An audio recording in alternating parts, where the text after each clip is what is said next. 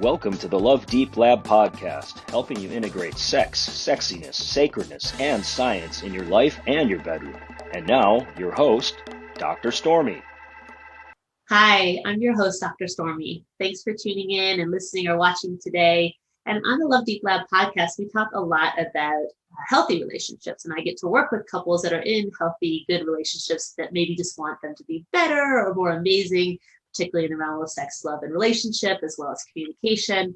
But all of us could probably relate to, and maybe many of us have been in, toxic relationships, unhealthy relationships. And that might be a love partnership, that might be a colleague at work or a boss, that could be a friendship, but relationships that are less than healthy, relationships that are toxic. And today we're going to talk with an amazing guest, an expert on how to move past and through toxic relationships into healthy relating again. So I'm so excited to have us with our guest with us today, the relationship help doctor, Rhoberta Shaler, PhD. Rhoberta provides urgent and ongoing care for relationships in crisis. Even the United States Marines have called on her for help.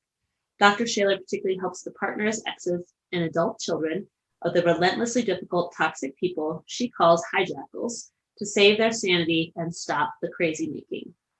She defines hijackals as people who hijack relationships for their own purposes while relentlessly scavenging them for power, status, and control. Rhoberta offers the insights, strategies, and support that you need to reclaim hope, confidence, and your sanity when dealing with the constant uncertainty and jaw-dropping behaviors of hijackals in your life, at home, or at work. Author of 16 books, including her hijackal ebook series, Escaping the Hijackal Trap, and Stop That's Crazy Making, she is the host of the popular podcast listened to in more than 75 countries, Save Your Sanity, Help for Toxic Relationships. She's the former host of the Emotional Savvy channel on Binge TV networks. Dr. Shaler's work has been featured on Psych Central, Cosmopolitan, Good Housekeeping, Your Tango, The Good Men Project, and eHarmony, among many others. Her YouTube channel for relationship help is an evergreen source of practical insights and tips for relationships that have reached over 500,000 views. So welcome, Dr. Shaler. Thanks for joining us today.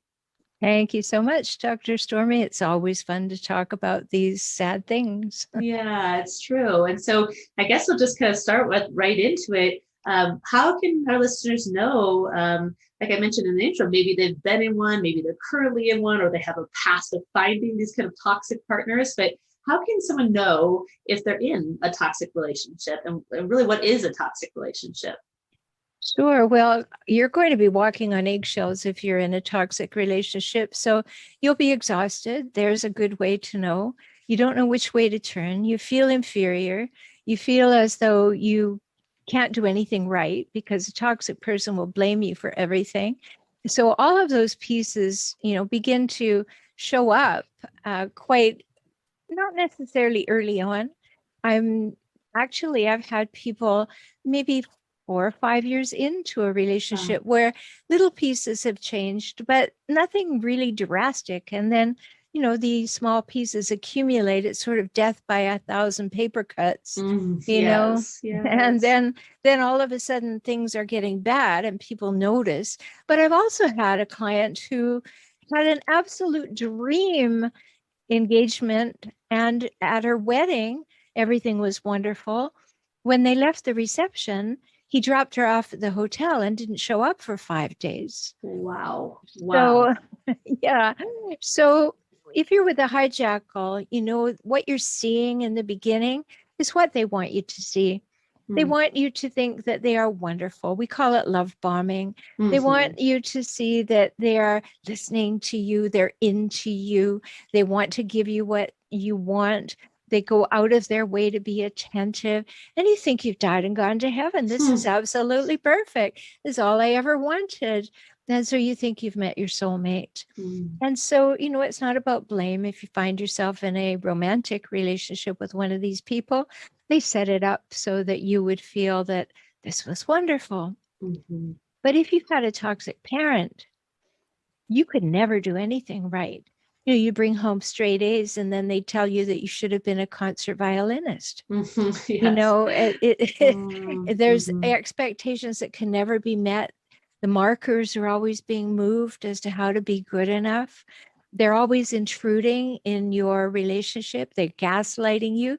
They're telling you what your reality is. They're telling you they know you better than you know yourself. That's a big one. If somebody tells you that, really sit up and take notice, because, that's really big red flag. Yes. And for those of you listening, Dr. Shaler just waved a magical red flag. That's amazing. Yeah. So, if you're having these feelings, and I'm listing off things like you can never be right, they always have to win, they ruin every holiday because they have to be the center of attention. You have a big accomplishment at work and somehow they get sick and they can't attend and they want you to stay home too because they can't bear that you are getting any airtime at all. You can't do anything right about the house. You can't do anything right about the children. They're dismissive with the children. They only like the children. In fact, I say that hijackals have children for only 3 reasons. They want someone to agree with them, someone to serve their purposes, and someone to make them look good. Wow. Yes. So if those things are happening, then you have to notice that, oh, this is not right. This is not good. And if you had hijackal parents, it'll all of a sudden be a house of cards that comes tumbling down as you realize this person is like one of my parents. So you may draw that conclusion as well. And do you think you're such an expert in this field and has so many years of working in this field, do you think if you have hijackal parents, that you are more likely to recapitulate that in finding a partner that is also a hijackal? Oh, certainly. You will almost certainly do it because it's in your subconscious that this is the way relationships are. Right. When they treat you a certain way, that's how you deserve to be treated because your parents have already taught you that. So your picker is way off for finding a healthy partner. And then you mentioned kind of the eggshell piece. I think that has been, and so just my own personal experience, I was engaged to a hijackal and got myself out of that relationship. Yay. But that, thank you. I will totally cheerlead for that. Just kind of through my own work and my own journey. And we know as therapists that hopefully we're always doing our own work. And so 2 things about that is, one is I think I thought I should have known better. I mean, I'm a therapist. I know what gaslighting is. I know all the things. And yet I found myself in this very unhealthy, toxic relationship until I was able to get myself safely out of it. But what would you say about people who think, oh, I should have known better, or I saw all the red flags, and just what would your thoughts and advice be for those persons?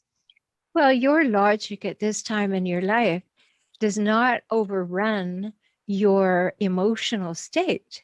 So, yes, you can look back at it and say, oh, I should have known.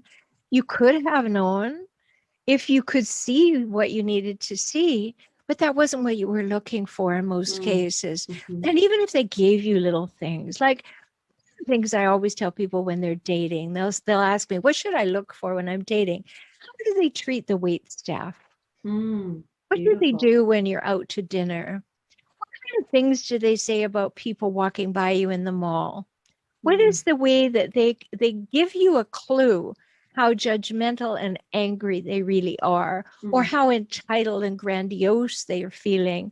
That, well, it's a wait staff person. You don't be nice to them. They're here to serve me.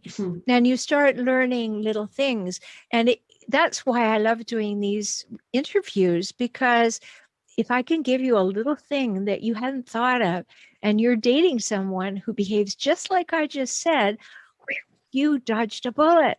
So it's really important to see that. That's so beautiful. And I love that, right? It's not even like the flaming red flag, because I think many of us see those. It's the subtle, it's the little things, like you said, how they might treat the wait staff or the comments they make about people passing by. But I love that, especially because a lot of my listeners are single and out there dating. So that's a fabulous, thing to bring awareness to, and I think for me, like having been in a toxic relationship, I think most of us probably have been. I mean, I'm making some assumptions here, but it's really to look back on it, like you mentioned, Dr. Shaler, with grace. Like you don't know what you don't know until you do. No. And then you never make those mistakes again, Oh, you might. Let's let's be hopeful that that's the case, but you might, because you'll meet one of a different variety. And until you do your own work, as you so wisely said, until you actually know who you are now, not the product of your parents, but who you're deciding to be and how you think about relationship, what you think you deserve in a relationship, what you want in your life, how you'd like your life to go, how do you want to be treated, unless you go through that and do your own work, you are going to be the product of your upbringing and what I call the imperative of life, which is when you're 6, you can hardly wait to go to school, or 5, you can hardly wait to go to school. And then you can hardly wait to go to middle school. And then you can hardly wait to go to high school. And then, I can hardly wait to go to college. And then, now I know what to do. You go to college and you get out of college and you're supposed to get a job. Then you're supposed to have a relationship, and then you're supposed to get married, and then you're supposed to have babies. And then it's all supposed to work out. And then by the time you're 35, maybe, and you're like a lemming or a meerkat, you pop up and look around and say, I've had my head down and my tail up, achieving all this time, doing all the right things. Why do I feel the way I feel? How did I get here? And that's a big moment for recognizing that you are really wise to get some help to sift and sort all the things that you were given, and then look what needs to be released, erased, or replaced. That's so beautiful. Released or replaced. Or erased. Or erased. Beautiful. Oh, I love that so much. That's so awesome. And you mentioned earlier gaslighting, like that you might feel that or have experience being gaslight, of being the victim of gaslighting. What can you share with us? What is gaslighting, and how would we know if we're being gaslit? Sure. Gaslighting is when someone else takes it upon themselves to define your reality. They tell you what you're thinking, what you're feeling, what you want, what you need, what you remember, what you prefer. They just simply decide that they know who you are from the inside out, and they pronounce it. And at that moment, here's the one from maybe everybody's childhood. A little child is crying, really unhappy, really sad, not angry, really sad. And a hijackal parent comes along, or a non-hijackal parent comes along and says, why are you crying? And the child continues crying. And then here's where the gaslighting. The parent says, stop your crying, or I'll give you something to cry about. I will be the author of your pain. Only I. You can't have pain. And that's a hijackal parent who does that. So they tell you that I will be the author of your experience, and then they gaslight you further by telling you what you experienced. So if you went to a therapist at that point and said, my mommy or daddy told me that I couldn't cry unless they made me cry, then they would say, well, that's ridiculous. I've never said that to you. I've never done that to you. You have a faulty memory. That's why you're such a mess, because you have a faulty memory. And there you are. You remember it exactly, and it was accurate, but they can't handle it, so they put it back on you. Yeah, that's so tender. I can feel that like through my whole body. Oh yeah. And would you say that of the hijackals, I love that term that you coined and that you write about. Is it narcissism? Is that a big factor of it? Are they always narcissists, or are hijackals often narcissists, or? Well, we all have narcissistic tendencies. Otherwise, we wouldn't get out of bed in the morning some days. But it's when it's come to the point that they are more important than other people, when what they feel, need, or want is more important than other people. But hijackals come in passive-aggressive forms, narcissistic forms, psychopathic forms, sociopathic forms, antisocials in general, histrionic forms, borderline forms. Yes, because they make themselves more important, and then they relentlessly scavenge the relationship for power, status, and control. So they've got to be the top person in the relationship. So that's how it shows up. Yeah, no, amazing. And in my own relationship that was toxic, when you said in your bio, the crazy making, like it was crazy making. It had this energy of chaos and craziness that was really shitty. It was really hard. Yeah. And it is. It absolutely is, because you start second guessing yourself, and then it goes on and you start questioning your sanity. Is there something really wrong with me?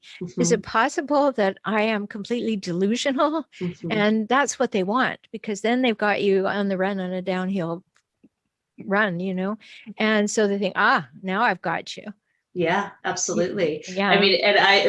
I was like, in my own work, in hindsight, I was like, I'm smarter, book smarter, but this gentleman was so his levels of manipulation, skills of manipulation were so far surpassing mine. It was like a master manipulator. And is that a common thing in that? Okay. Yeah, it is. And how generous of you to call him a gentleman. That was way too generous. Thank you. Yes, not a gentleman. Yes. But yes, it is, because they are thinking they're the smartest person in the room. And if they're not thinking that, they're going to pretend that they are. And so you are always going to be at a disadvantage. They do seem to have this 360 kind of thing, that if you go over here, they'll be there. If you come over to one side, they'll be there. If you go to the other side, they'll be there. And they'll always be telling you, you shouldn't be here.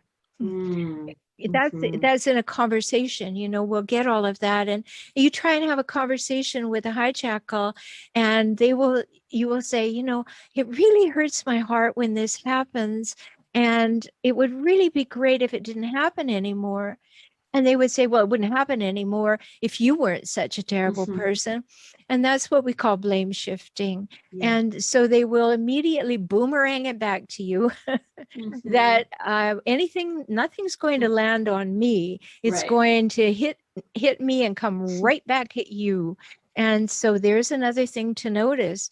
If they never take responsibility, they are not interested, and they'll give you faux apologies. And that's another one, Dr. Stormy, that we have to really notice, is that hijackals, their apologies are not apologies, because an apology is followed by a change of behavior, a sustained change of behavior.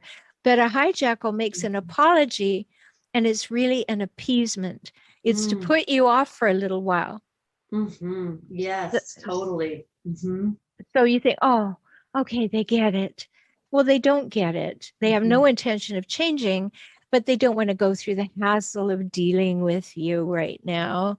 So therefore, they appease you.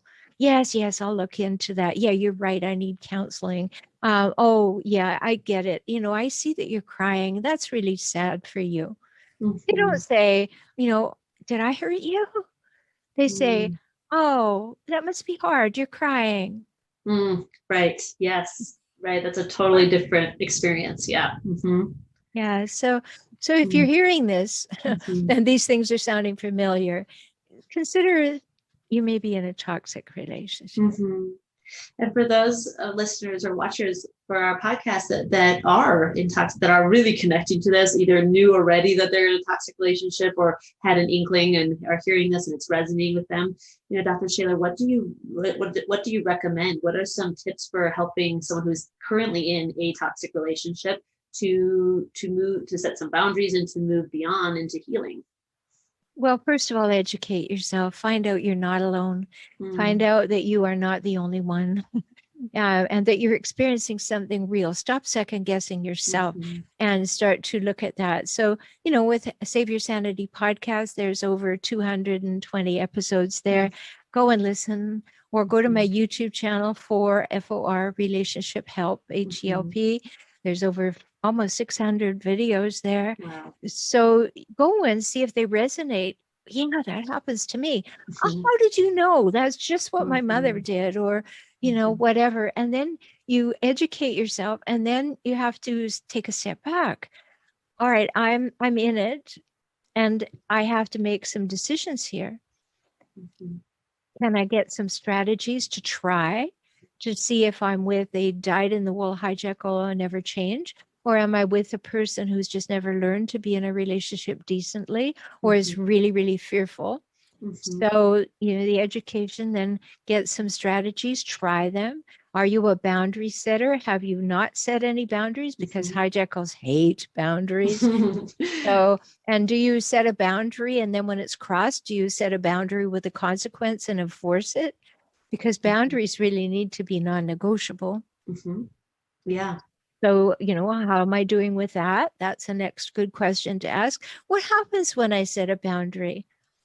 Most of the time, what happens is that you set a boundary that's so big that, was so hard and fast and huge and relationship ending that it's extreme. Start by calibrating, set small boundaries, see if you can get them to hold. Please don't ever call me the B word again. It really reminds me of a horrible movie that I saw, and I can't get it out of my mind. So would you please not call me that again? And if you do, I won't answer. Well, there's a small boundary. Right. There's a broader vocabulary. You can give up calling your partner a bitch. All right. So let's try that. Right. Not if you ever speak to me again like that, I'm leaving. Right. Whoa, they don't know what like that is. They don't know, all the parameters. So start with very, very clear small boundaries and see if you can move the marker up to ones that have more teeth. Those are beautiful suggestions. Awesome. So the education, the strategies, and the boundaries kind of are places to start if you believe that you are in a toxic relationship. Yes. And believe you're worth it. Do your own work, Yes, for Find sure. out that, yes, you don't deserve to be treated like that. No one does. This is abuse. This is abuse. And so many times people do not want to admit it's abuse. They're right there enabling, and people ask me about enabling all the time. So I wrote my own definition for it. Would you like me to share that? I would love that. Thank you. Yeah. Enabling is when you usually step in to fix or solve or excuse or rationalize or justify or make the consequences go away for the bad choices of another human. Wow. So if this stuff is coming at you and you go, oh, you poor dear, you're under stress. And it comes at you in the next hour is, oh, you really must be stressed. Then it happens again. Oh, I know you don't like your mother. I mean, what are you doing? Instead of having a conversation of, this isn't working. This is not okay with me on any level. You are enabling it to continue by making excuses for their behavior, even if you're making it in their mind. And then they do something awful and they come running to you and say, I'm so sorry. And they want you to fix it. No, you do the crime, you do the time. I think it was I grew up with the phrase, you make your bed, you lie in it. Yeah. But face the music. If you told somebody off and blew your temper and you're going to lose your job, don't come home and say to me, please call them and tell them that I'm prone to, because of my terrible background, I'm prone to outbursts. No, person up and go face the music.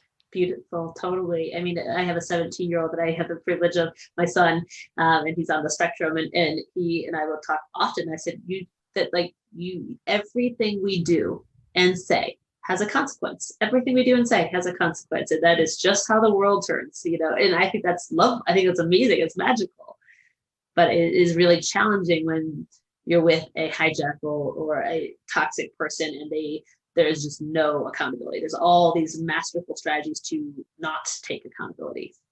Yes, and that's what they do. And then they'll blame you.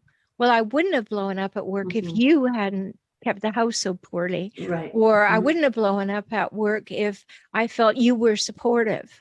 And so we get the blame shifting again. And then you're saying, oh, well, let me fix it because obviously it's my fault because I'm such a terrible person. Right. And that's not the case. Right. Yeah. And I also just really appreciate, Dr. Shaler, what you said about this is abuse. Let's start to shed some light, some consciousness, some love, some jargon around this is abuse. And there is no, and if you're the person being abused, if you're the victim, that there's no shame. There's no, like I said, for myself, it was I should have known better and I didn't.